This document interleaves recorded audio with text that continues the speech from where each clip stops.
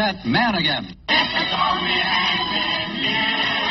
Despite his meandering maneuverability, his strategical susceptibility, his infantile indefatigability, and his tendency towards tactical stupidity, he still remains an imaginary sound of music.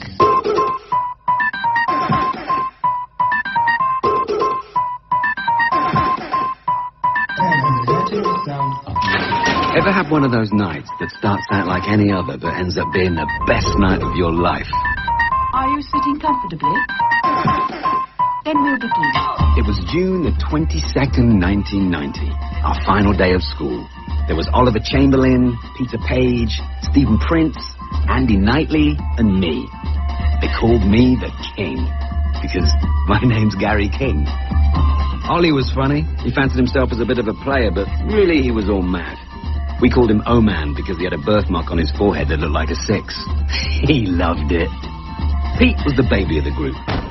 He wasn't the kind of kid we'd usually hang out with, but he was good for a laugh, and he was absolutely minted.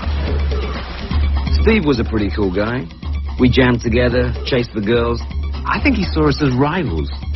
Sweet, really. And Andy. Andy was my wingman. The one guy I could rely on to back me up.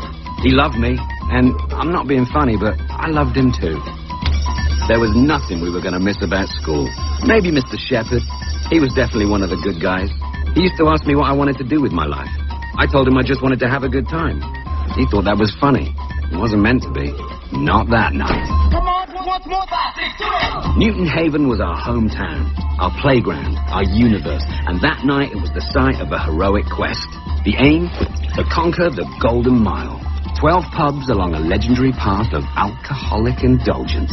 There was the First Post, the Old Familiar, the Famous Cock, the Cross Hands, the Good Companion, the Trusty Servant, the Two-Headed Dog, the Mermaid, the Beehive, the King's Head, the Hole in the Wall, all before reaching our destiny, the world's end. We took my car into town. I called it the Beast because she was pretty hairy. And so our journey into manhood began. We were off. We didn't waste any time. We hit pub 1 and we hit it hard. There was drinking, there was fun, there was controversy, there were ladies, there were shots, there was drama, and of course, there was drinking.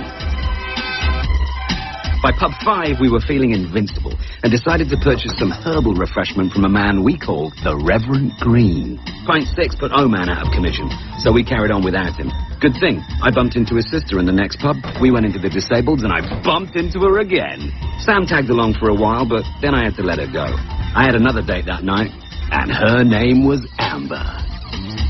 9 pints in, and it was us against the world. Things got mental in the Beehive, so we repaired to the Bowls Club, or as we like to call it, the Smokehouse, which is when it all went fuck up. Everyone got power and Pete chucked a whitey, so we had to bench him. In the end, we blew off the last 3 pubs and headed for the hills. I remember sitting up there, blood on my knuckles, beer down my shirt, stick on my shoes, seeing the orange glow of a new dawn break and knowing in my heart life would never feel this good again. And you know what? It never did. Thank you, Gary. That was very enlightening. Would anyone like to add anything? Or maybe challenge Gary? You're disappointed? About what? You didn't make it to the world's end.